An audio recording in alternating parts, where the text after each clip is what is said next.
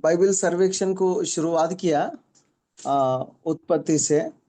सो उत्पत्ति का किताब हमने थोड़ा सा देखा। उसका जो अ, कितना पुस्तक पहले बाइबल के बारे में देखा। कितना किताबी डिवाइड हुआ, 66 किताब कैसे कैसे विभाग हुआ। उसके बाद हिब्रानी बाइबल को कैसे डिवाइड किया गया, ये पुरानी क्लास का रिव्यू है।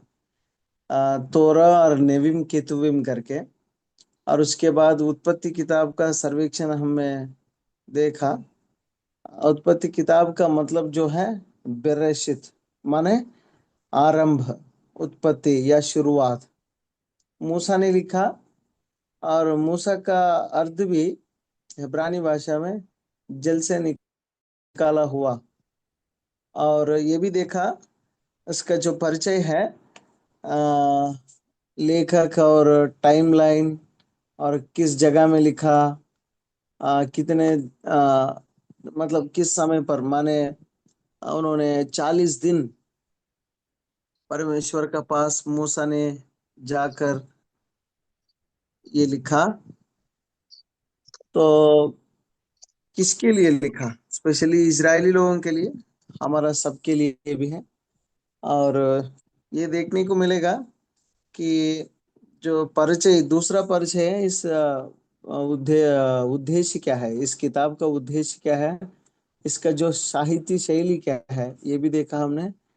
और उत्पत्ति ग्रंथ का जो परिचय है, और अ, मतलब संदर्भ क्या था, उसका संस्कृति क्या है करके इसमें देखा। इसमें बहुत सारे चीज, हिस्टोरिकल बैकग्राउंड इस किताब का, मतलब ऐतिहासिक ऐतिहासिक पृष्ठभूमि और सांस्कृतिक पृष्ठभूमि देखा। और हमने भौगोलिक रूप से भी कहाँ कहाँ है करके ऐसी देखा। मतलब ये जो जगह है उत्पत्ति किताब में कहाँ कहाँ दिया गया करके। जो राजनीतिक पृष्ठभूमि भी देखा, उन दिनों में क्या क्या राज्य थे। उनका जो आर्थिक पृष्ठभूमि में देखा। पृष्ठभूमि माने इकोनॉमिकल बैकग्राउंड, उन दिनों में इकोनॉमिक्स माने कैसे लेन देन करते थे करके। और उसके बाद जो सामाजिक पृष्ठभूमि भी देखा, परिवार का नियम कैसे होते थे, परिवार का सदस्य, और कई चीजें हैं। और उसके बाद लिंग्विस्टिकल बैकग्राउंड, भाषा का जो पृष्ठभूमि भी देखा, कौन सा भाषा में, पुरानी जो भाषा ये था इसमें लिखा गया, बाद में जो स्क्वायर हिब्रू में लिखा गया, ये भी देखा। और इसके बाद आर्कियोलॉजिकल, पुरातत्व, पुरातात्विक पृष्ठभूमि भी देखा हमने। तो ये होने के बाद उत्पत्ति किताब का टाइमलाइन देखा हमने, मतलब किस समय पर क्या क्या हुआ करके। और उसके बाद हमने आउटलाइन में आ गया। आउटलाइन माने रूपरेखा। एक से लेकर 2 चैप्टर तक पृथ्वी, सॉरी, सृष्टि की रचना के बारे में देखा हमने। अ, सर्व वस्तु का भ्रष्टाचार माने करप्ट हो गया सारे, 3 से 5 अध्याय देखा। सब वस्तुओं की दंड विधान माने पहले सृष्टि बनाया, बाद में पाप किया, पाप करने के बाद सबको दंड मिला। सबको माने सृष्टि को भी नाश कर दिया परमेश्वर, 6 से 9 अध्याय में देखते हैं। और उसके बाद सर्व वस्तु का भ्रमावस्था माने परमेश्वर तितर बितर किया उनको, को 10 से 11 अध्याय में देखने को मिलेगा। सो ये है अब्राहम और उसकी संतति। पहले क्या देखा, ये पहले से लेकर 11 अध्याय तक ये है। और दूसरा 12 अध्याय से लेकर 50 अध्याय तक उनका जो फैमिलीज देखते हैं, अब्राहम का फैमिली, इसहाक का फैमिली, और याकूब का और यूसुफ का। तो ये भी आरंभ किया हमने उत्पत्ति किताब पहले अध्याय से दूसरा अध्याय में क्या क्या सृष्टि की परमेश्वर ने, कैसे कैसे की, पहले दिन क्या किया, दूसरा दिन क्या किया, तीसरा दिन, चौथा दिन, छठा दिन, सातवां दिन। और उसके बाद हमने ये भी देखा ना, थोड़ा सा मैं आपको आज दिखा रहा हूँ कि ये स्कॉलर्स कहते हैं शायद यहाँ हो सकता है ईडन गार्डन, माने जो अदन का वाटिका। ये कौन सा जगह याद आ रहा है? जो इसका जो मेरा कर्सर दिखाई दे रहा है ना, थोड़ा अनम्यूट करके बोलिए। हाँ, दिखाई दे रहा है, यस दिखाई सर। दे यस रहा है। सर। हाँ हाँ, ये जो नीचे आया, सॉरी इधर ऊपर गया, ये ईडन का नीचे आए तो गल्फ कंट्रीज या नीचे सऊदी अरेबिया आता है। ये लेफ्ट साइड, ये है इजराइल। उन दिनों में तो इजराइल नहीं था, कानान था। तो ये समझ लीजिए। और यहाँ से नदियां बहती थी। कुछ लोग कहते हैं यहाँ है, कुछ स्कॉलर्स कहते हैं यहाँ है, क्योंकि वो खत्म हो गया ना। खत्म हो गए तो कहाँ से समझ में नहीं आ रहे थे, तो इसलिए नदियां, जो चार नदियां थे और कहाँ से बह रहे करके अंदाजा लगा के आ, उसको कहा गए। कई आर्कियोलॉजिकल एविडेंसेस भी थे, कभी इसका सबूत भी थे कुछ, और कुछ इसका सबूत भी थे, लेकिन अधिकतर इसको मानते हैं कुछ लोग। ये है, माने कहीं पे भी हो, परमेश्वर ने तो अदन का वाटिका में इंसान को बनाया। ये यूफ्रेटिस नदी है, यूफ्रेटिस रिवर दिखाई दे रहा है ना, और टाइग्रिस रिवर, टाइग्रिस रिवर का शाखा, आ, और ओलाई रिवर, चोस्पेस रिवर, यहाँ देख से यहाँ देखने को मिलेगा। या नीचे आए तो लाल समुंदर है, ये मेडिटेरियन सी, भूमध्य सागर है। और ये गल्फ, पर्शियन गल्फ है। इससे थोड़ा आगे गए तो नहीं, यहाँ आजकल यहाँ ये है। युद्ध यहाँ आजकल यहीं चल रहे थे, हमको वहां रोकने के लिए। कौन सा जो वो था, शिप नया नहीं दे रहे ना अमेरिका, यही था वो। होर्मुज, होर्मुज की खाड़ी। यही ये था। मतलब अब समझाने के लिए कह रहा हूँ कि ताकि एक व्यू आए, ठीक है। तो उसके बाद हमने देखा जो पहले अध्याय में, जो सच में परमेश्वर का स्वरूप और समानता माने क्या है, उसका अर्थ देखा, शब्द का अर्थ। स्वरूप और समानता माने क्या है? स्वरूप माने कोई हमारा जैसा आंख, मुंह, बाल, कान नहीं है। आ, स्वरूप और समानता में बनाया परमेश्वर ने मनुष्य को, अपने स्वरूप अपने समानता में बनाया। स्वरूप और समानता माने हमारे जैसा नहीं रहता है परमेश्वर। स्वरूप माने क्या देखा? दो प्रकार के गुण है परमेश्वर को। ये गुण जो है इनकम्युनिकेबल गुण है, माने ये नहीं बांटेंगे। ये उन्हीं को रहेंगे ये गुण, और किसी के पास नहीं रहेंगे। वो सर्वज्ञ है और सर्वशक्तिमान है, स्वयंभू है, समझ से बाहर है। ये हमको नहीं दिया परमेश्वर ने। ये जो बांटा हुआ गुण है, ये इनकम्युनिकेबल गुण कहते हैं। आत्मा, जीवन, बुद्धिमान, पवित्रता, धर्मी, और ये सारी चीज है, प्रेम, दयालु, ये है, ये परमेश्वर का स्वरूप। ये पूरा परमेश्वर का स्वरूप है। ये जो बांटने वाला गुण है, हमको बांटा इसलिए परमेश्वर का स्वरूप में हमको बनाया। स्वरूप माने परमेश्वर का गुण दिया। गुण दिया इसलिए हम खुदा बन गए? नहीं, इसलिए दूसरा शब्द प्रयोग किया गया। ये अलग शब्द है, इसका ऊपर ध्यान नहीं दीजिए। जो मैं बता रहा हूँ उसका ऊपर ध्यान दीजिए, क्योंकि यह शब्द गलत प्रयोग किया गया। स्वरूप और समानता। समानता माने क्या है? लाइकनेस, उसका जैसा। मतलब परमेश्वर ने अपने गुण के द्वारा बनाया तो दूसरा परमेश्वर को बनाया ना, उनका जैसा बनाया। लेकिन हम वो नहीं है, मतलब खुदा नहीं। मतलब ये दोनों शब्द का प्रयोग कई लोगों को समझ में नहीं आता है, और हम सच में मनुष्य कैसे बन गया करके।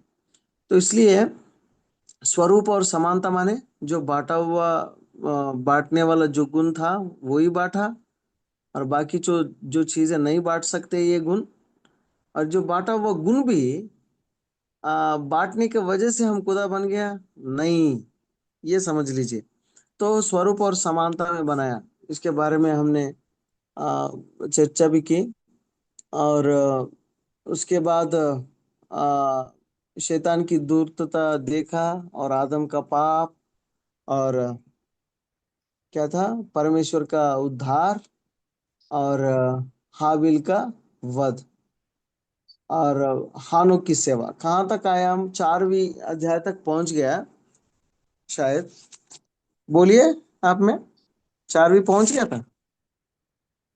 हम्म। हाँ 4वीं पहुंच गया अजी। आज बोलिए। 5वीं में जाना है, आदम का वंशावली। आदम का जो वंशावली है या देखने को मिलेगा, देख रहे ना।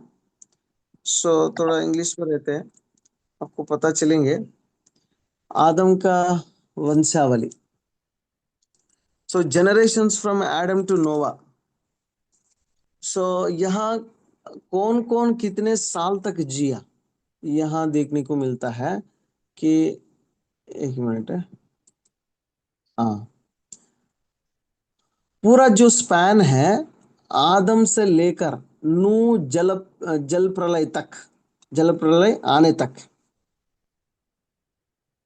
पूरा 1656 साल करीब करीब। ये हमेशा टू की ऐसी लिटरली नहीं बताया जाता है, अप्रोक्सीमेटली कुछ लोग बताते हैं इसका आगे भी, कुछ लोग थोड़ा सा आगे पीछे होते हैं बहुत, कुछ कुछ दिन बस। 1656 साल आदम से लेकर, यहाँ देखा ना फर्स्ट स्टार्टिंग में, आदम से लेकर यहाँ तक, यहाँ तक ये है, ये है नूह का जल प्रलय।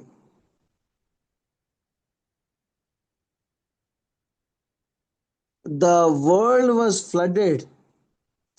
The flood last year. Rain 40 days. 150 days of water. ये लिख रखा ना, 600 का नीचे, राइट। यहाँ देखना, आदम 130 वर्ष के बाद फिर संतान पाया। 130 वर्ष के बाद कौन है वो? शेत। ये शेत का संतान। और शेत का 105 साल के बाद किसने पैदा किया? शेत ने किनको पैदा किया? अनोश। एनोश। एनोश 90 साल के बाद किनको पैदा किया? केनन माने कानान को। और कानान का 70 वर्ष के बाद किनको पैदा किया? महलील। महलेल। महलेल जब उनको 65 साल पहुंच गया, जेरेद को पैदा किया। जेरेद को 162 साल पहुंच गया, इनोक माने हानोक को पैदा हुआ, हाँ, हानोक को पैदा किया। हानोक का जा 65 साल हो गया, मेतुशले को पैदा कुछ किया। ले। मेतुशले 187 साल हो गया, लेमेक को पैदा किया। लेमेक को 113 वर्ष हो गया, ना ना ना, 182 हो गया, तब नू को पैदा किया। कितने लोग आगे देखो, 1 2 3 4 5 6 7 8 9 10, नू तक 10 लोग हैं, 10 जनरेशन है। लेकिन एक बार इधर देखना, जब आदम पूरा कितना साल जिया, देखना ये लाइन नौ सौ देखना तीस सब लोग, में आप देख रहे हैं ना। 930 साल लिया। 930 साल। अब खुद समझ लीजिए, 903 साल, 3 साल तक कौन कौन थे? तीस, नौ अब सौ तीस में। 930 साल तक कौन कौन थे पृथ्वी पर? मतलब बहुत बुढ़ा वो हो गया होगा, फिर भी उनके साथ उनका दिनों में कौन कौन थे? हमारा दादा परदादा को देखे, मतलब कुछ लोग देखे थे, या नीचे देखना, 930, 930 माने कौन लेमेक थे? तक। लेमेक। लेमेक तक थे। क्या समझ रहे? लिमिट तक मतलब कितना देखा उन्होंने? 9, 9 8, 1 2 3 4 5 6 7 8, 8 पीढ़ी तक देखा उन्होंने। हम्म। 8 पीढ़ी तक। हम्म। और माने नूह पैदा होने से पहले, मतलब नूह पैदा होने से पहले तक आदम जिंदा था। मतलब कितना वर्ष, मतलब हम सोचते हैं 930 वर्ष से पहले कोई पैदा नहीं हुआ, और ये लोग जिंदा थे। आज है आदम का समय पर। आदम सेत को भी देखा, आदम एनोश को भी देखा, आदम कानान को भी देखा, आदम मेतुशेले को भी देखा। मतलब उनका बच्चे बच्चे बच्चे बच्चे बच्चे बच्चे कहाँ तक, लेमेक तक देखा। तब तो बुढ़ा हो गया। तो उनके बारे में क्यों नहीं लिख रखा? बस उनके बारे में कितना लिखना है, परमेश्वर उतना लिख दिया। भाई साहब, ये जब आदम जिया 930 साल तक, उतना बताना है तो हमारा ग्रंथ बढ़ जाता हाँ था। और बढ़ जाएगा। और कितना इम्पोर्टेंट है, उनका पूरा और ज्यादा पाप लिखना है। और क्या क्या पाप किया, और कैसे क्या उनके बच्चे कैसे कैसे पाप किया। जितना हमारे लिए फायदा है या हमारे लिए इम्पोर्टेंट है, पवित्र आत्मा के द्वारा लिखा गया ग्रंथ है। इसमें कौन है बहुत कम साल जिया, कौन है ज्यादा साल जिया, बता सकते मैं आपको देख के? एनोक एनोक कम जिया। हनूक हाँ, हानो कितना साल जिया? 365, मतलब परमेश्वर के साथ उठा लिया गया। 365 साल जिया, केवल 305। ये मत समझ लिए कि लंबा आयु है और वो परमेश्वर का वो आशीष है। पक्का है वो, परमेश्वर का आशीष का वजह से तो जीता है। लेकिन यही फेवरेट है परमेश्वर की, इसलिए लंबा आयु दिया। कम उम्र है इनका, इसलिए ये पाप करे होंगे दंड दिया करके, ऐसा मत समझ लीजिए। क्योंकि जब पुरानी नियम में स्पेशली उत्पत्ति का किताब में ये देखने को मिलता है, जो इनोक माने हानोक के बारे में। हानोक हानोक जब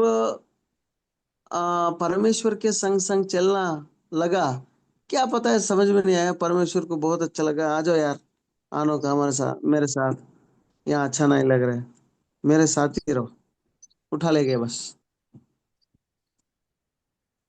हाँ ऐसा भी है, कभी कभी कम उम्र में बदतमीजी करने की वजह से परमेश्वर उठा लेता है, वो अलग बात है, मार देता है, क्योंकि ये जीने से ज्यादा खतरा है, इसको मार देते परमेश्वर, दंड भी देकर उठा देते हैं, वो अलग बात है। मतलब दो दो प्रकार से है। कुछ लोग सेवक लोगों के जीवन में भी देखा, बहुत कम उम्र में, 28 साल में, 30 साल में उनको परमेश्वर डेथ करवाते हैं। क्यों?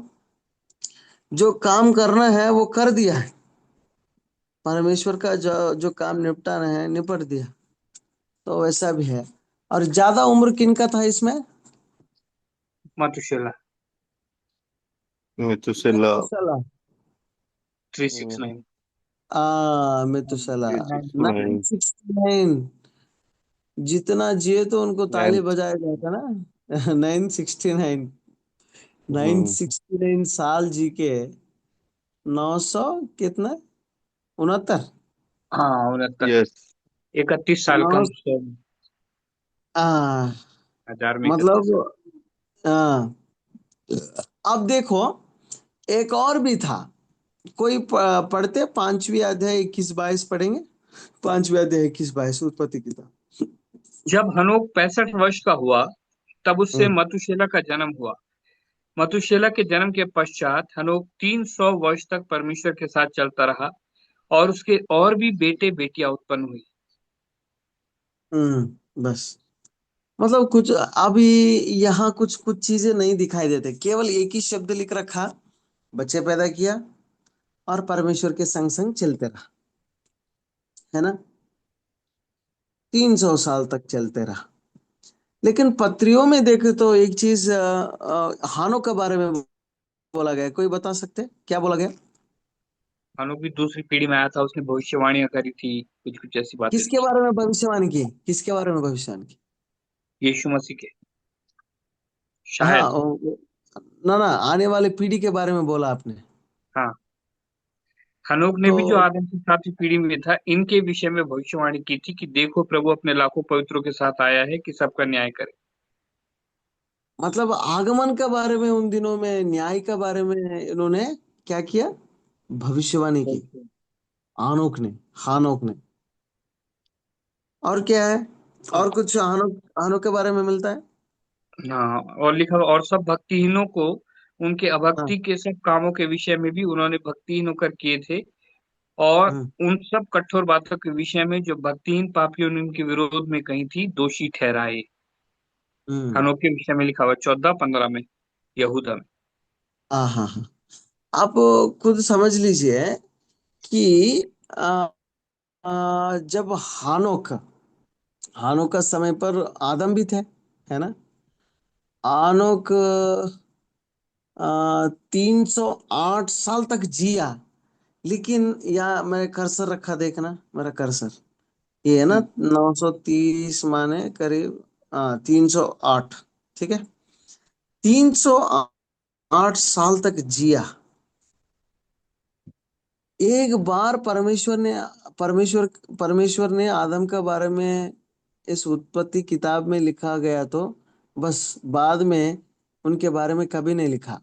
और उसके बाद में ये व्यक्ति के बारे में ज्यादा अप्रिसिएशन, या क्या ज्यादा करीब रहने वाला, या परमेश्वर के संग संग चलने वाला करके इन्हीं के बारे में लिखा। मतलब ये 930 वर्ष का समय पर ये 308 साल, मतलब कितना साल चला परमेश्वर के संग। अब आदम के बारे में क्यों नहीं लिखा? अब देखो, एक पहले इंसान है, और जो व्यक्ति सबको सिखाया, अरे हमारा परमेश्वर ऐसे ऐसे किया, हम तो बिगड़ गए, ऐसी वजह से सृष्टि ऐसी हो गई, कौन बताते? आनंद। जरूर परदादा बताए होंगे आनो को। आदम और जरेद, महलिल, कानान, जरूर बताए होंगे।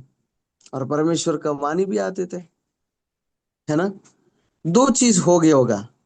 ये दो चीज होने के वजह से परमेश्वर का डर किनका अंदर आया, परमेश्वर के संग मोहब्बत और परमेश्वर के संग चलना, परमेश्वर के साथ बैठना किनको आदत बन गया? हानोक को पता चल गया परमेश्वर के बारे में। और बाकी लोगों को पता नहीं चला। चला। चला हुआ। लेकिन हाँ, जरूर। लेकिन आदम देखो पीछे पड़ गया। उनका, उनके बारे में तो कुछ नहीं लिखा किसी के बारे में। लेकिन हानोक कितने पीढ़ी के बाद देखना, एक दो सातवीं। तीन चार पाँच, क्या? पाँच, छठा पीढ़ी।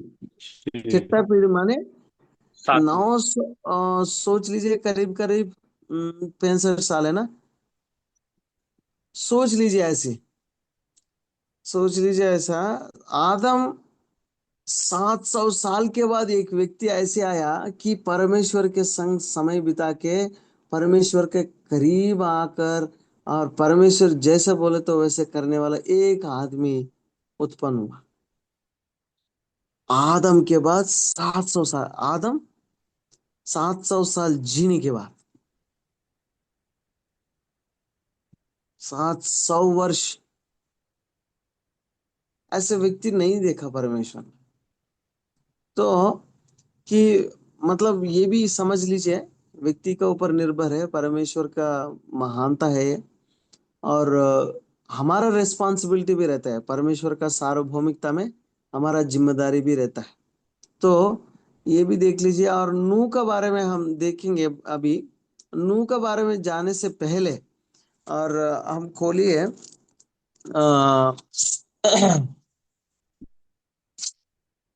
छठा अध्याय में ना, हम कृपया नोट्स भी बना सकते हैं जल्दी जल्दी, कभी कभी इम्पोर्टेंट्स जब आपको लगे तो। और दूसरा इम्पोर्टेंट इम्पोर्टेंट पॉइंट्स नोट कीजिए। और उसके बाद वहाँ 5वीं अध्याय में देखने को मिलता है कई चीजें हैं। लास्ट में क्या है, 32 आयत में क्या लिख रखा, 5वीं अध्याय को पढ़ते हैं। और नूह 500 वर्ष का हुआ, और नूह से शेम और हाम और येपेत का जन्म हुआ। ओके, देखना यह मैप में भी है। ये देखना ब्लू वाली, लास्ट ब्लू वाली। जब नूह 500 वर्ष की था, तब क्या हुआ था? शेत हाम शेम, येपेत का जन्म। हाम, ये पेत को जन्म हुआ। भाई हम बच्चे नहीं है तो 3 साल, 4 साल, 5 साल हो गए हम, मेरा शादी होके। नीचे ऊपर अगल बगल परिवार है, इतना परेशान किया। हम तो डिप्रेशन में चलना पड़ा। इतना नहीं हुआ इतना तो नहीं हुआ, लेकिन थोड़ा सताव तो पाए। याद एक ऐसा बच्चे पैदा किया 500 साल के बाद। हम्म। मतलब उन दिनों में उम्र ज्यादा थे, इसलिए ऐसा मत समझ ले कि आज भी ऐसे रहे तो हम भी 500 साल के बाद। 500 नहीं, आजकल 50 भी पार नहीं कर पा रहे। तो नूह हम्म। ने 500 साल के बाद 3 बच्चे को पैदा किया, और बाकी लोग वो बहुत, ऐसा मत समझ लीजिए। कभी कभी ना किसी का ये देख के हम है इतना काफी उम्र था इसलिए ऐसा पैदा किया। अब बताओ, आदम कब पैदा किया? 130 वर्ष। सेत कब पैदा किया? 105 में। और एनोश कब पैदा किया? 90 में। और कानान कब पैदा किया? 70 में। महलेल कब पैदा किया? 65 में। सारे 100 साल का अंदर ही है, देखा? ये 500 वर्ष क्यों है पता नहीं हमको, उतना डिटेल्स जरूरत नहीं है हमको, लेकिन जो शेम, हाम, येपेत को पैदा किया। सो पैदा करने के बाद कई चीजें चलते रहा। जल प्रलय कब आया था? 500 वर्ष के बाद बच्चे पैदा हुआ, उसके बाद जल प्रलय। 600। 500, 500। हम्म। द फ्लड माने कितना वर्ष में? जब बच्चे पैदा होने के बाद कितना वर्ष हुआ? एक सौ 100 साल। साल 100 साल के बाद फ्लड आ गया। ये 100 साल के बाद फ्लड आ गया, मतलब बाढ़, या क्या बोलते हैं, जल प्रलय आ गया। उससे पहले सच में लोग कैसे थे? और ये छठा अध्याय हमको बताते हैं लोग सच में कैसे थे।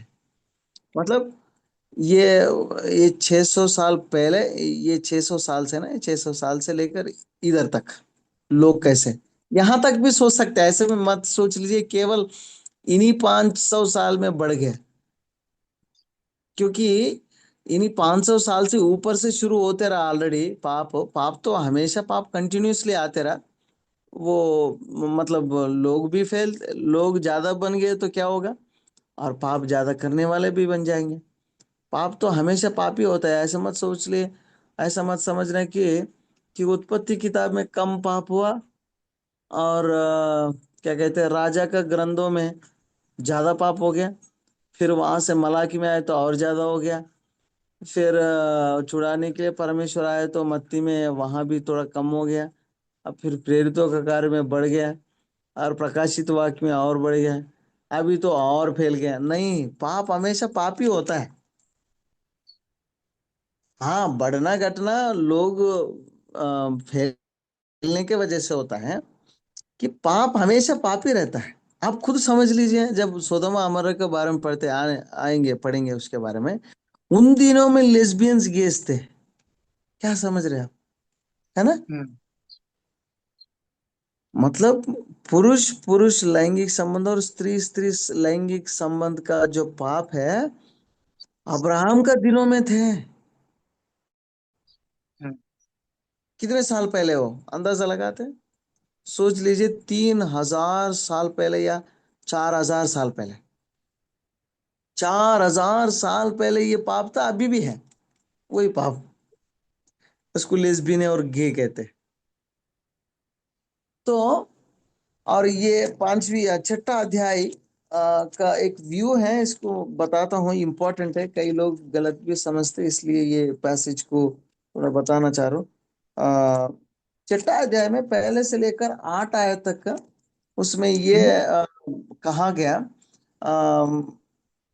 मनुष्य की पुत्रियों और परमेश्वर के। परमेश्वर की पुत्रों, ऐसा बताया गया।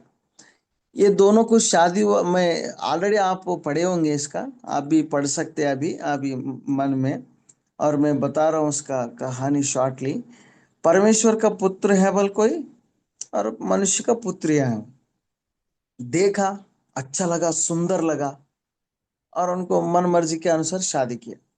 शादी करने के वजह से परमेश्वर ने मैं सिंपली बताना चाह रहा हूँ, बात करना बंद किया बस। वाद विवाद करना बंद किया, सिंपली बताना है तो हमारा लोकल लैंग्वेज में।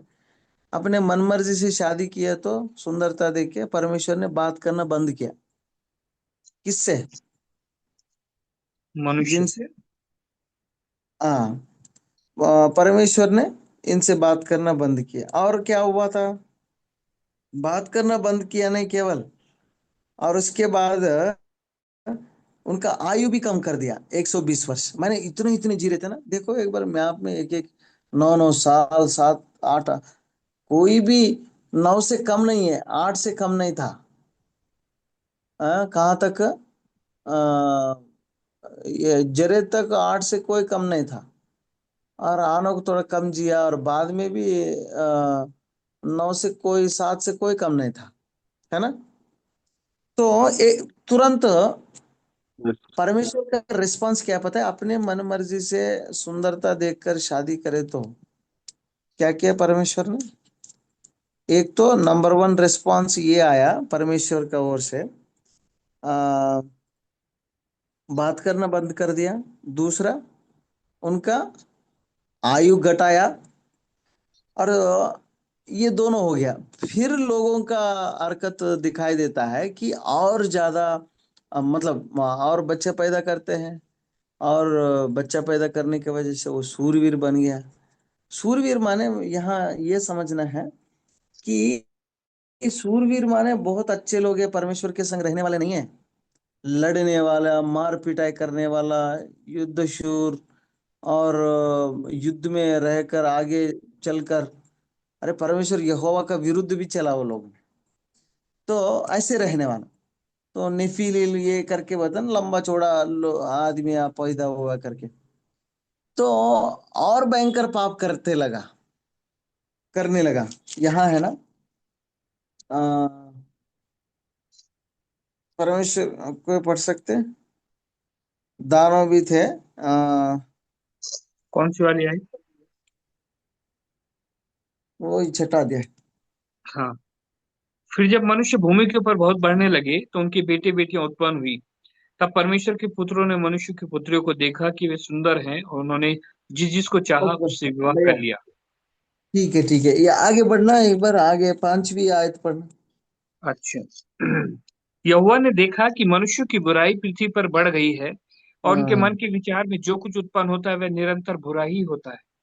हाँ। तो परमेश्वर ने देखा, और बढ़ गए लोग, और बढ़ गए, और बढ़ गए, मन मर्जी के अनुसार कर रहे, पाप कर, और भयंकर पाप कर रहे। तो इसका वजह से क्या देखा? ये ये लोगों का प्रतिक्रिया और ज्यादा बढ़ रहा है। और ज्यादा बढ़ने की वजह से अभी देखना परमेश्वर का रिस्पांस क्या है। यह पृथ्वी पर मनुष्यों को बनाने से पछताया।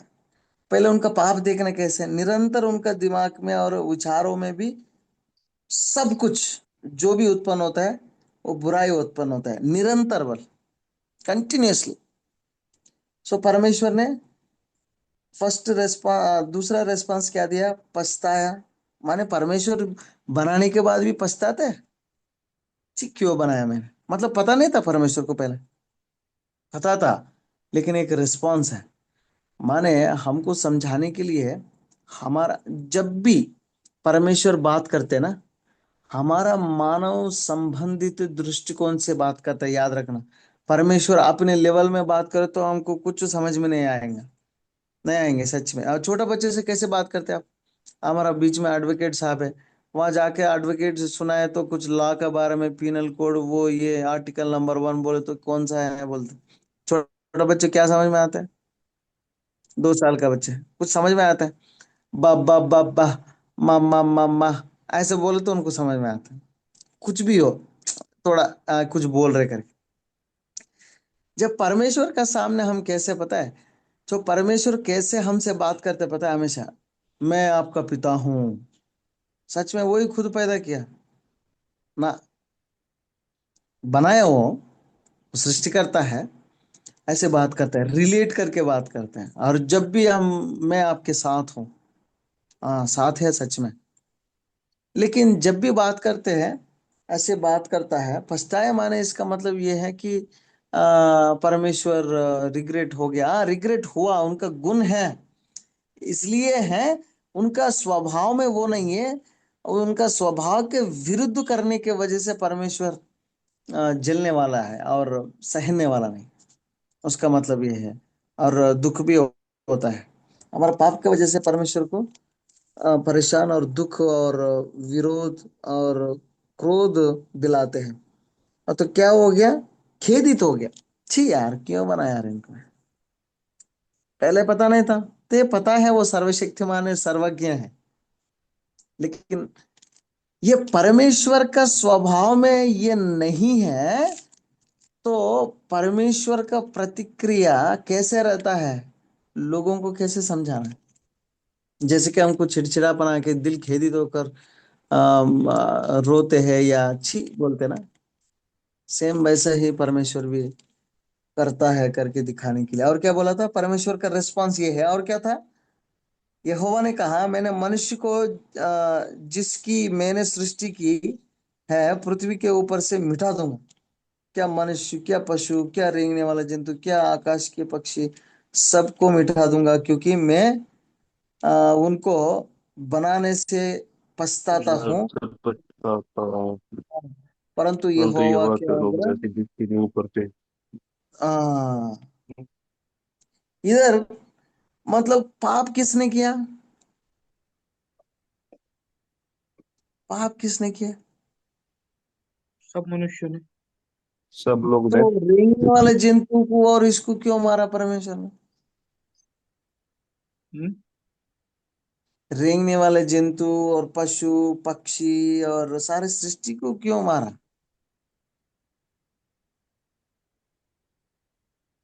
मनुष्य। पाप वो कह रहे थे, इनको क्यों मारा? हाँ, मन तो जो उस, सृष्टि दिया, मनुष्य को सृष्टि को रूल करने के लिए दिया sir. So when ruler fails, almost his ruling fails, पूरा ये भी खराब हो। हाँ सृष्टि हमारे लिए बनाया, दूसरा ये भी है, और अधिकार भी दिया, और एक व्यक्ति खराब है तो पूरा ये भी खराब है। तो इसलिए सारे मिटा दिया परमेश्वर ने, सब मिटा दिया, दंड केवल हमारे लिए नहीं, और उसके लिए भी आया, और छुटकारा भी ऐसे किया। आप समझते हो, इसलिए कोलोसी पत्री में, कई पत्रियों में पौलुस बताया गया, आपको छुड़ाया और सारे सृष्टि को भी छुड़ाया और नया कर देंगे करके बोलता है, याद है? रोमियो में भी। यीशु मसीह का जो रिडम्पशन में है, हमारा उद्धार मेन चीज है, और उसके साथ साथ सारे सृष्टि नया बन जाएगा, उसको भी छुड़ाएगा, माने कि अभी जो वो सुअर मर गया उसको भी उठाएंगे, ऐसा नहीं है, कि पूरा सृष्टि नया बनाएंगे, पूरा हाँ, सृष्टि नया बनाएंगे, उसको छुटकारा दिया परमेश्वर।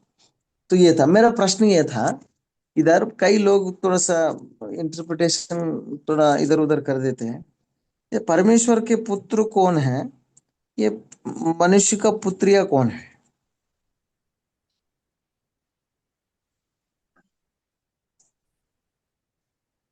परमेश्वर का पुत्र कौन है, मनुष्य का पुत्रिया कौन है? कुछ लोग सो रहे होंगे, जगिए, वीडियो ऑन कीजिए, मुरो भाई, स्वर्गदूत को संजीव, दर्शाया गया क्या था? रेशमी। मनुष्य का पुत्र माने कौन है? स्वर्गदूत को दर्शाया गया शायद। परमेश्वर का पुत्र माने, स्वर्गदूत तो नहीं है कहीं स्वर्गदूत। हाँ कुछ स्वर्गदूत भी बोलते हैं, और परमेश्वर के पुत्र हो गए, सेठ के वंशज हो गए, और कैन के वंशज मनुष्य के पुत्र। हाँ पास्टर जी बोल रहे हैं कि ये जो मनुष्य का पुत्रियां जो है वो केन के संतान है। केन जो हाबिल केन था ना। और परमेश्वर के पुत्र जो है शेत का संतान है। और बस दो व्यूज है एक्चुअली। इसमें दो प्रकार के दृष्टिकोण से स्कॉलर समझते हैं। एक प्रकार की वर्ग या एक प्रकार की लोग स्कॉलर्स क्या मानते हैं पता है?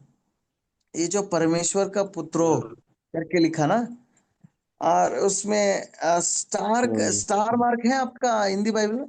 स्टार मार्क है। हाँ तो जी। नीचे नीचे कौन सा दिया? अयुब। अय्यूब अयुब एक एक है। एक छह और दो एक पढ़ना कोई।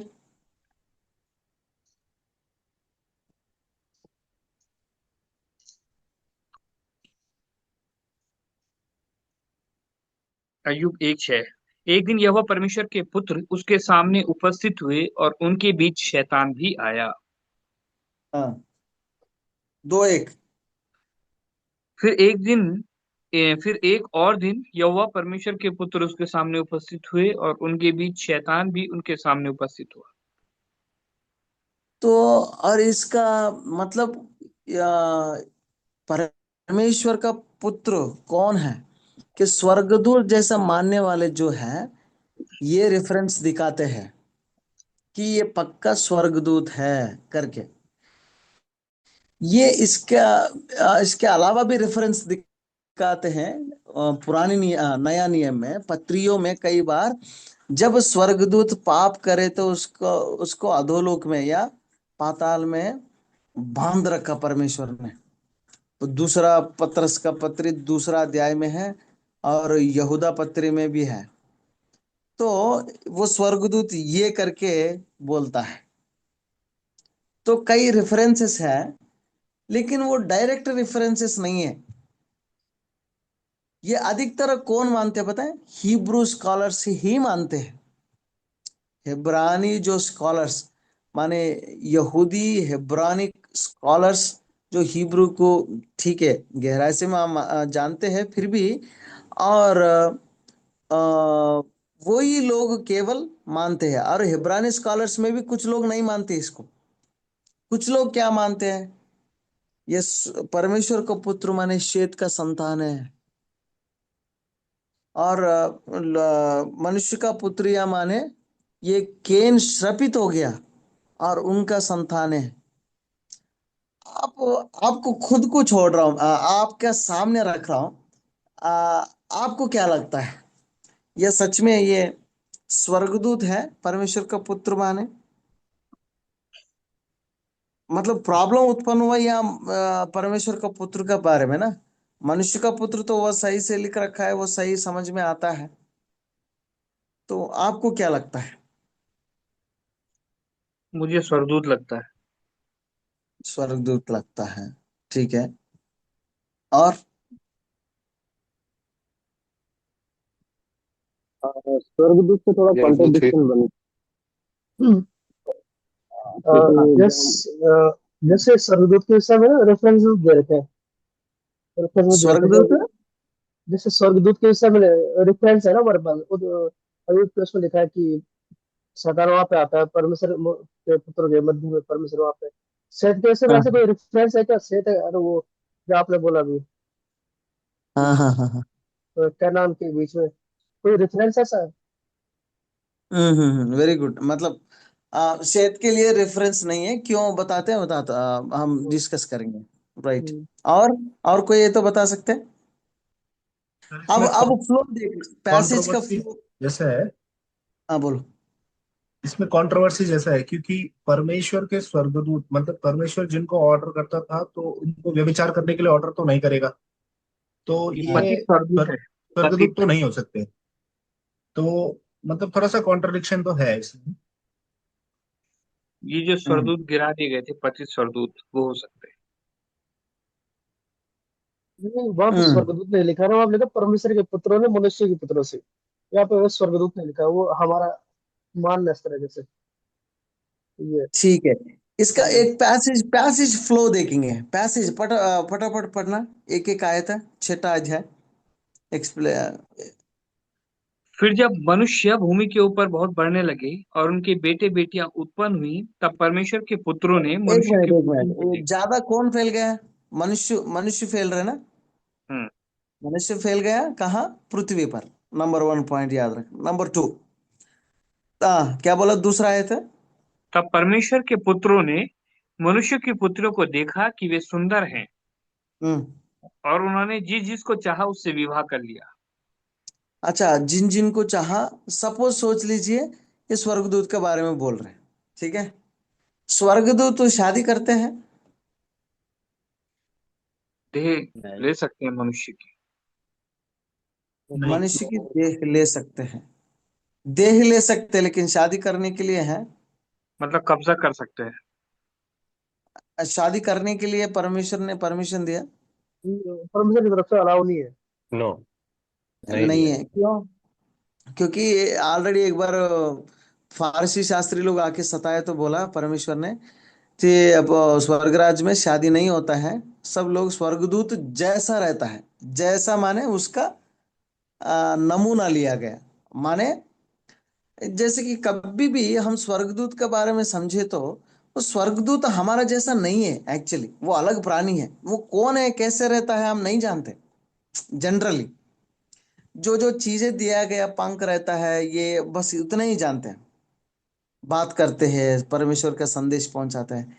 लेकिन इस दुनिया में, स्वर्गराज में, सारे ब्रह्मांड में परमेश्वर का स्वरूप और समानता में केवल हम ही है, और कोई नहीं है। ठीक है, नंबर वन। और नंबर टू हो गया, ठीक है। इधर भी एक चीज रहता है, ठीक है। स्वर्गदूत, सोच लीजिए स्वर्गदूतों को परमेश्वर कैसे परमिशन दिया शादी करने के लिए? ठीक है, स्कॉलर्स कुछ लोग कहते हैं कि उनको शक्तियां भी हैं, और अपने आप धारण करके उनको आ, वो क्या कहते हैं, शादी किए होंगे, है ना? अच्छा ठीक है, ऐसे मानेंगे, सोच लीजिए और आगे बढ़िए। देखा वे सुंदर है, मतलब वो तब यहोवा ने स्वर्गदूतों कहा। को एक मिनट एक मिनट, स्वर्गदूतों को परमेश्वर ने जो बनाया सुंदरता, स्त्री लोगों को अच्छा लगा, ये जो पुरुष क्यों नहीं लगा? Number one.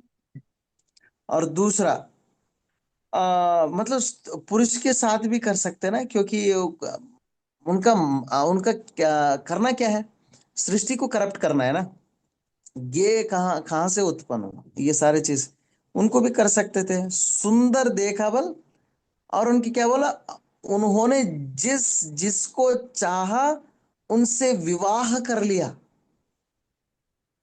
विवाह व्यवस्था में उतर आ गया। विवाह व्यवस्था में कैसे आ सकते हैं? परमिशन, परमेश्वर इतना परमिशन दिया होगा कि वो करने के समय पर भी कोई बात नहीं, आप कर ले, बाद में आपको बांध लूंगा। ये क्वेश्चन मार्क होता है, और आगे बढ़ना पता चलता है तब। तब पढ़ना यहोवा भाई। ने कहा, मेरा आत्मा मनुष्यों से सदा लोभ विवाद करता ना रहेगा, क्योंकि इधर मनुष्य भी शरीर ही है। एक बात सुनना, पाप किसने किया, किसको दंड दे रहे हैं?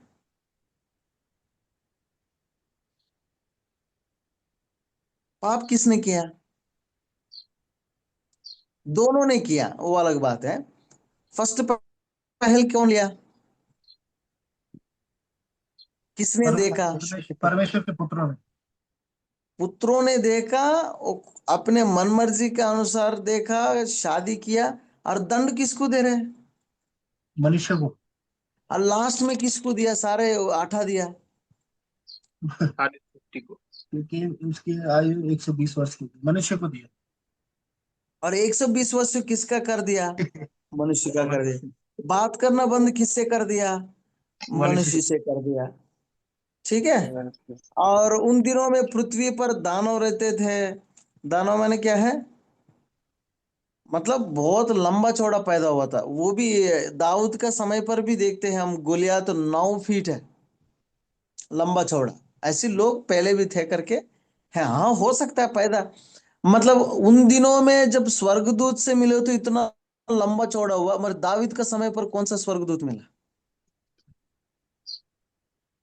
है ना। और आगे बढ़िए, चौथा आयत में। हाँ, उन दिनों में पृथ्वी पर दानव रहते थे, और इसके पश्चात जब परमेश्वर के पुत्र मनुष्य के पुत्री के पास गए, तब उनके द्वारा जो पुत्र उत्पन्न हुए वे शूरवीर होते थे, जिनकी कीर्ति प्राचीन काल से प्रचलित है। हम्म। और मतलब उत्पन्न हुआ, संतान उत्पन्न हुआ। वो तो लंबा चौड़ा वाला हाइब्रिड संतान उत्पन्न हुआ। और यहोवा ने देखा कि मनुष्य की बुराई पृथ्वी पर बढ़ गई है, और उनके मन देख के विचार कितना में बार जो बोला, कुछ। ये ये कितना बार बोला पता है। छठा अध्याय पहले आयत में मनुष्य बोला, और दूसरा आयत में मनुष्य का पुत्रिया बोला, और तीसरा आयत में मनुष्य से सदा बोला, सदा वाद विवाद नहीं करता रहूंगा, मनुष्य शरीर बोला। और इधर क्या बोला। मनुष्य की हाँ, बुराई। मनुष्य का बुराई बोला। ठीक है। और पढ़ना इसी को, मनुष्य की बुराई पृथ्वी पर बढ़ गई। बढ़ गई, और और उनके मन के विचार में जो कुछ उत्पन्न होता है वह निरंतर बुरा ही होता है। ये समझ में नहीं आया, ये टारगेट किसको हो रहा है, परमेश्वर का। मनुष्य। पाप किसने किया, आके किसने चुना, किसने शादी की। तो ये मना करना था। हम क्या कहते हैं पता है, ये मना करना था मनुष्य। अरे मनुष्य तो पापी है पहले से, पापी ही करता है। और आगे बढ़ना, छठा आयत। और यहोवा निरंतर, पृथ्वी पर मनुष्य को बनाने से पछताया, और वह मन में अति खेदित हुआ। अब फिर यहाँ भी मनुष्य के ऊपर पश्चाताप कर रहे हैं। और ये स्वर्गदूत के ऊपर एक बात उठाया, परमेश्वर का पुत्र का ऊपर नहीं बोला उन्होंने, मनुष्य मनुष्य टारगेट हो रहे। और तब यहोवा ने कहा, मैं मनुष्य को जिसकी मैंने सृष्टि की है पृथ्वी के ऊपर से मिटा दूंगा। अब फिर क्या मनुष्य टारगेट करके फिर सृष्टि को एड्रेस कर रहे हैं। नेक्स्ट। क्या मनुष्य, क्या पशु, क्या रेंगने वाला जंतु, क्या आकाश के पक्षी, सबको मिटा दूंगा, क्योंकि मैं उनके बनाने से पछताता हूँ। तो इसमें क्या समझ सकते, सच में इतना बार ना परमेश्वर मनुष्य को टारगेट कर रहे दंड देने के लिए, और स्वर्गदूत के बारे में एक चीज भी क्यों नहीं बोला।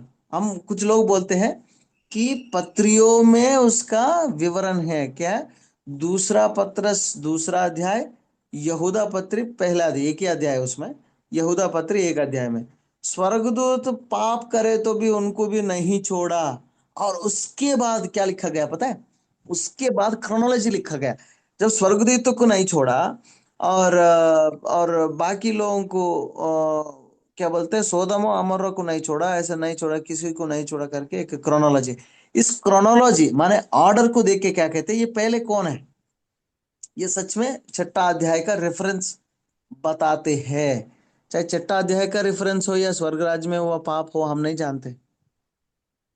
और दूसरा, तो इसलिए एक्सिजिटिकली लाइन बाय लाइन जाए तो आपको पता चलता है, लेकिन फिर भी याद रखना, दो स्कॉलरली व्यूज है, कौन सा करीब है आप समझे तो वो आप समझ सकते हैं।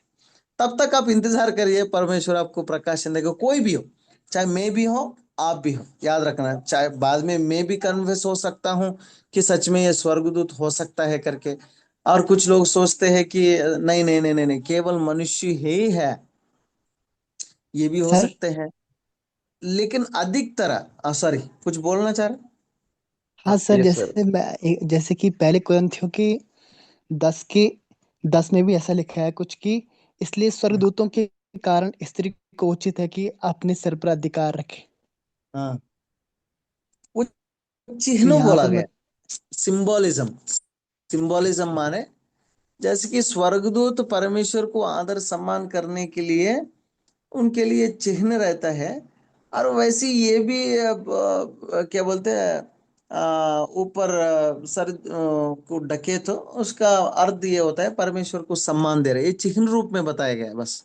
सिंबोलिज्म माने भैया का जैसा रहो करके बोला है, भैया का जैसा रहो माने वैसे भैया जैसे है वैसे हम रह सकते सच में।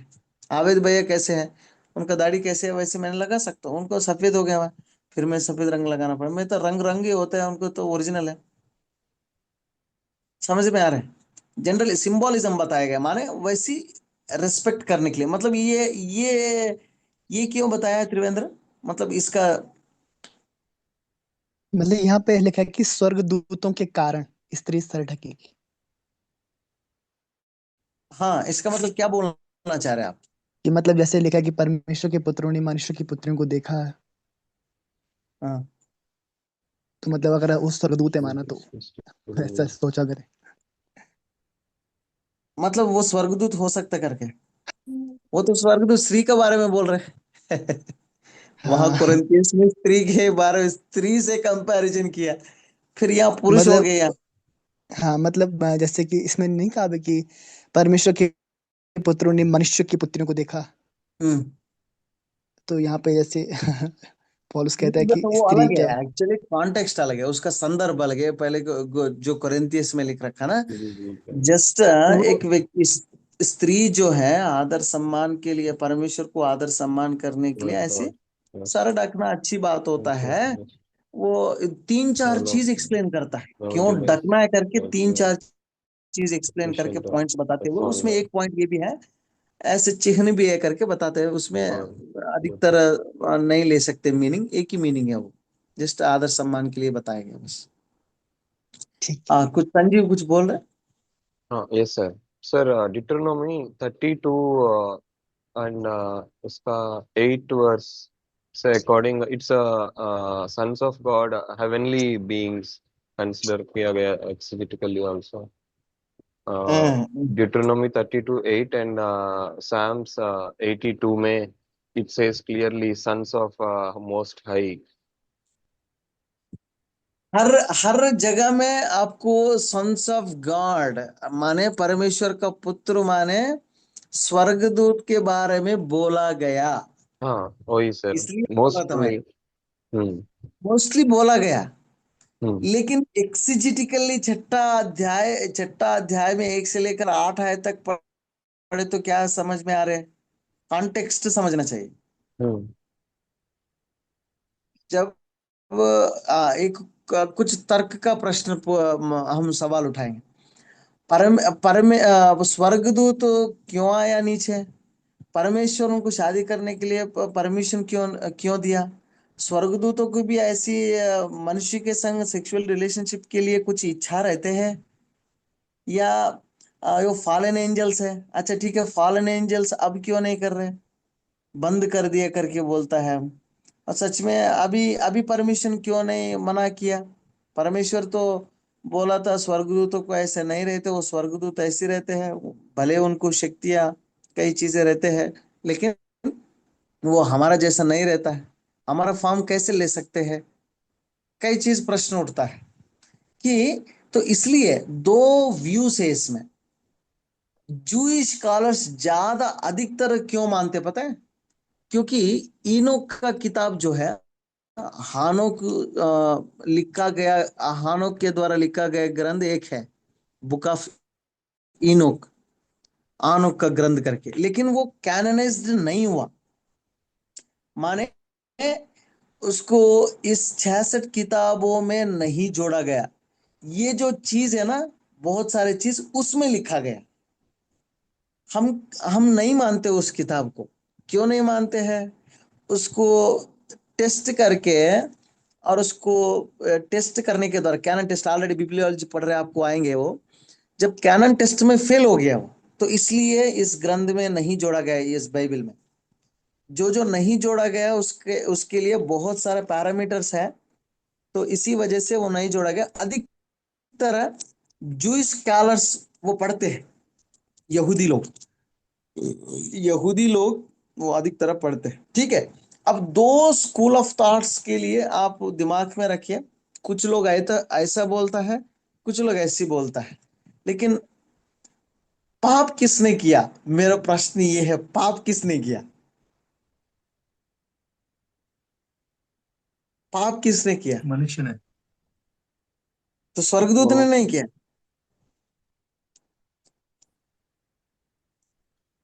सरदूत तो एक्चुअली में मुझे ऐसा लगता है, या ऐसा जो मैंने सुना है कि जब भविष्यवाणी हुई थी कि स्त्री के वंश से एक आएगा जो सरदूत जो शैतान का सर को कुचलेगा, तो उस समय से शैतान इस बात के पीछे पड़ गया कि वो मनुष्य के वंश को या उसके बीज को खराब कर दे, है ना।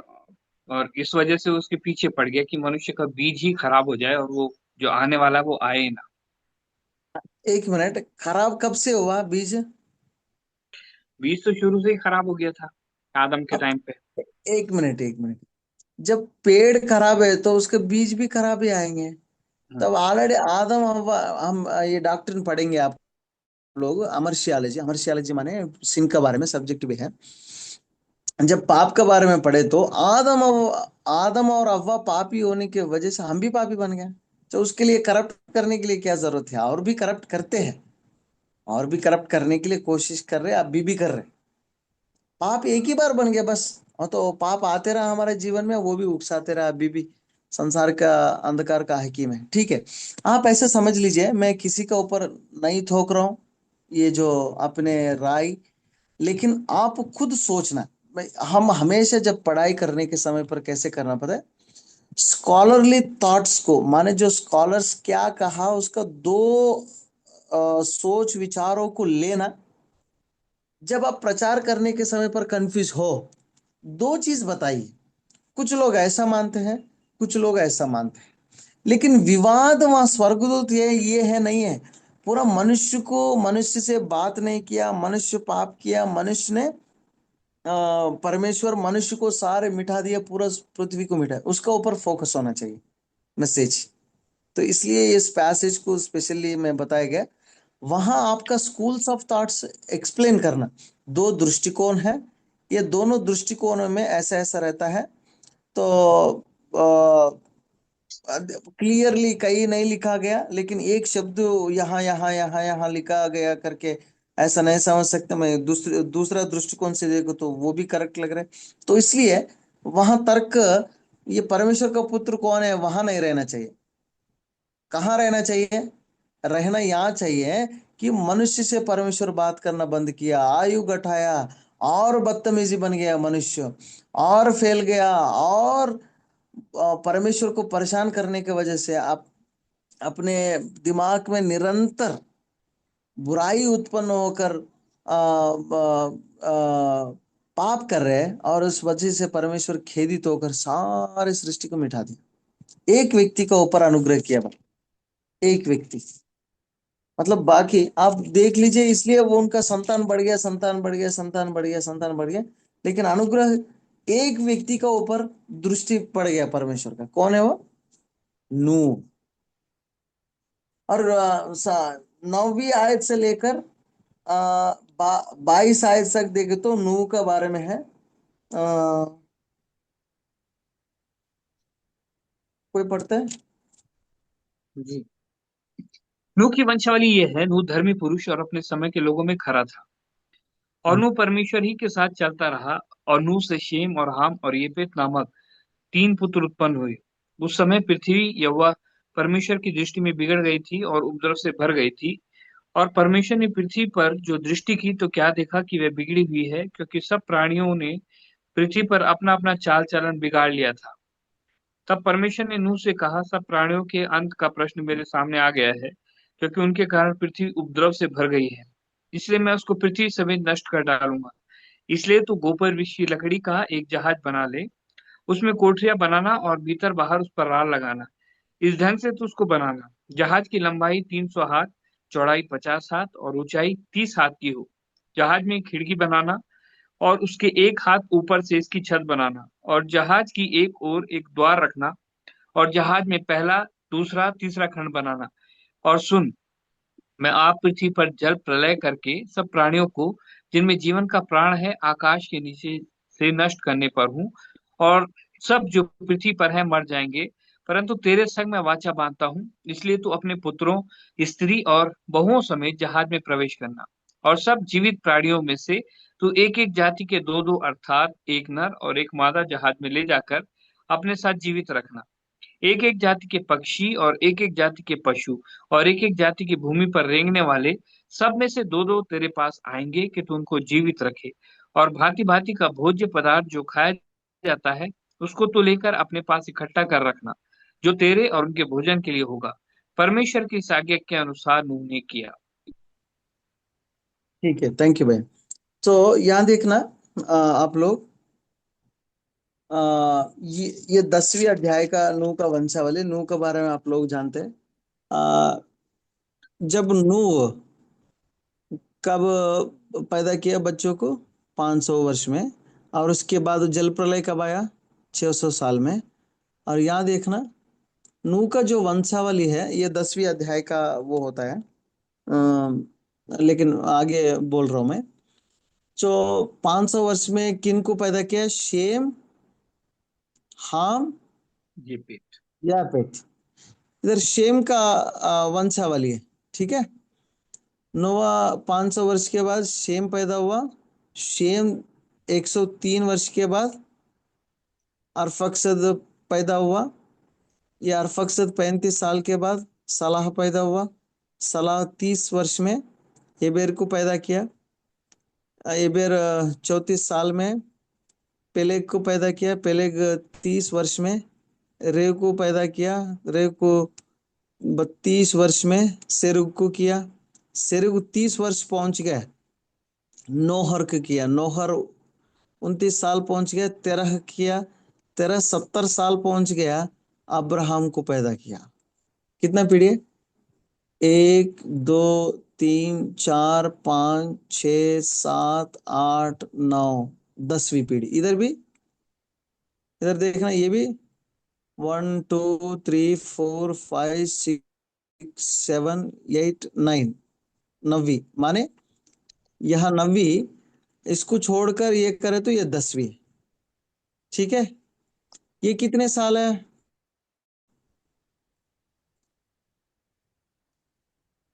ये 350 वर्ष जिया उन्होंने।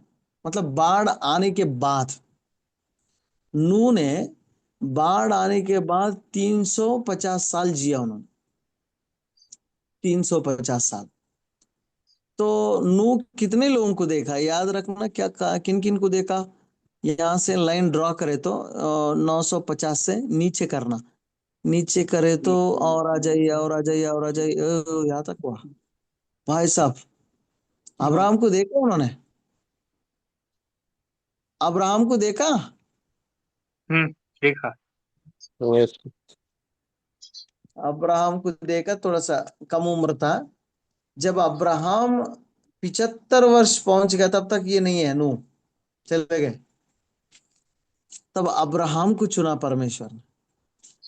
मतलब अब्राहम तक नूह ने देख लिया। मतलब बहुत बूढ़ा था जब नूह 950 वर्ष पहुंच गया अब्राहम। तो नूह के बारे में और किन किन को पता है? हमारा परदादा 950 साल पहुंच गया। हमारा हमारा माता पिता, उनका माता पिता यहाँ वहां बस गया, इस गांव में, इधर उधर। कहीं ना कहीं पता चलता है ना, हमारा मामा, ताऊ, मौसी, ये वो सो है। तो यहाँ नूह का मृत्यु हो गया। जेनेसिस माने उत्पत्ति किताब 9वीं अध्याय 28 आयत में देखे तो। तेरह का मृत्यु कब हुआ? ये उत्पत्ति किताब 11 अध्याय 32 आयत में देखेंगे। अब्राहम 175 साल के बाद मृत्यु हो गया। लास्ट में इसहाक का तक दिया उन्होंने। इसहाक जो है, इसहाक 180 साल जिया। तो यहाँ 60 साल में, 60वीं साल में ये बच्चे को पैदा किया। ठीक है। तो नूह का जो वंशावली यहाँ तक गिना जाता है, अब्राहम तक। इसहाक भी ले सकते हैं, ऐसा नहीं। ये है। और ये जो जल प्रलय है, कितने दिन ये बारिश बरसाया परमेश्वर ने? आपको पता है ना, 40 दिन और रात। 40। केवल दिन नहीं, केवल रात नहीं। कई बार क्या होता है, रात को बारिश होते, सुबह आराम रहते हैं। कभी कभी सुबह बारिश होते, रात को आराम।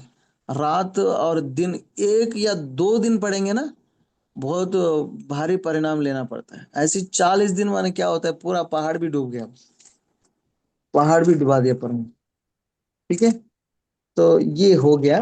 सो पूरा खत्म कर दिया, बाद में आपने ऑलरेडी पढ़ा इसलिए मैंने उसको एक्सप्लेन नहीं कर रहा हूँ। और उसके बाद परमेश्वर ने सब लोगों को बचाया। और यहाँ देखेंगे नूह का जल प्रलय हुआ। उस जल प्रलय में ये देखेंगे कि ये है फ्लड जोन। पूरा भयंकर पूरा भर गया, मतलब यही तो नहीं, और पूरा पृथ्वी पर भर गया पानी। इतना पानी कहाँ से आया नहीं पूछना, क्योंकि परमेश्वर ने सारे बादल उठाए होंगे कि ये पानी बादल कैसे बनते हैं। ये जो पानी है वो भाप बनकर और बादल बन जाता है। तो ये हो गया। ये फ्लड जोन है। फ्लड जोन के बाद बताता हूँ। तो फ्लड आ गया। फ्लड आने के बाद तो कितना अ, दिन में या महीनों में सूख गया। 1 साल। 1 साल पड़ा, करीब 1 साल पड़ा। और उसके बाद इधर 20 आयत में देखना, होम बलि चढ़ाया जाना। ये जल प्रलय के बाद और नूह बाहर आ गया। और नूह बाहर आने के बाद एक बलि चढ़ाया, होम बलि परमेश्वर परमेश्वर के लिए। तो परमेश्वर अ, अच्छे से ग्रहण किया। और यहाँ देखते हैं ये कहाँ रुक गया। कौन सा, ये कहाँ चले गए। अरारत पर्वत। हाँ, अरारत को दिखाता हूँ। अरारत कहाँ चले गए? अच्छा, अरारत पर्वत यहाँ रहता है, देखना दिखाई दे रहा है ना यहाँ, अरारत माउंटेन, हम्म माउंट अरारत। हम्म। माउंट अरारत ये लाल वाली समय हम्म। यहाँ रहता है, माउंट अरारत। माने ये अभी टर्की में है। अभी भी उसका निशान है। आप गूगल में सर्च करें तो पता चलता है कि आर्कियोलॉजी डिपार्टमेंट ने रखा कि टर्की में एक पर्वत पर, अरारत पर्वत पर नूह का जहाज का निशान है अभी भी। कि उसको निकाला, क्योंकि वो उस पर्वत में मिट्टी से जम गया, आइस से मिट्टी से जम गया था। बाद में रिसर्च किया वैज्ञानिक ने और ये देखा। और उसके बाद परमेश्वर का 9वां अध्याय देखना, परमेश्वर का नूह के साथ वाचा बांधना। क्या वाचा बांधा परमेश्वर ने नूह से। अब मैं दोबारा इस पानी से पृथ्वी को खत्म नहीं करूँ। नहीं करूंगा। कहाँ है, कौन सा है तुम्हें। 9वां अध्याय। 11वीं आयत में। 11वीं। पढ़ना। और मैं तुम्हारे साथ अपनी ये वाचा बांधता हूँ कि सब प्राणी फिर जल प्रलय से नष्ट न होंगे, और पृथ्वी का नाश करने के लिए फिर जल प्रलय न होगा। जल प्रलय अभी कभी नहीं होंगे, मतलब छोटा मोटा तो होता है, पूरा पृथ्वी को मिटाने के लिए नहीं होंगे। अभी श्रीनगर में बाढ़ आया 2013 में, थोड़ा सा कट गया। और कहीं और आ गया, कहीं और आ गया, कहीं और आ गया। आजकल कोई आधा देश भी डूब रहे, लेकिन देश आधा होगा, लेकिन जिला होगा, स्टेट होगा, लेकिन पूरा पृथ्वी को नहीं डुबाएंगे परमेश्वर। डुबाने के लिए सामर्थ्य है, फिर एक बार कर सकते हैं, लेकिन वाचा बांधना। और वाचा में क्या लिख रखा परमेश्वर ने, रेनबो। हम्म। रेनबो को हिंदी में क्या कहते हैं।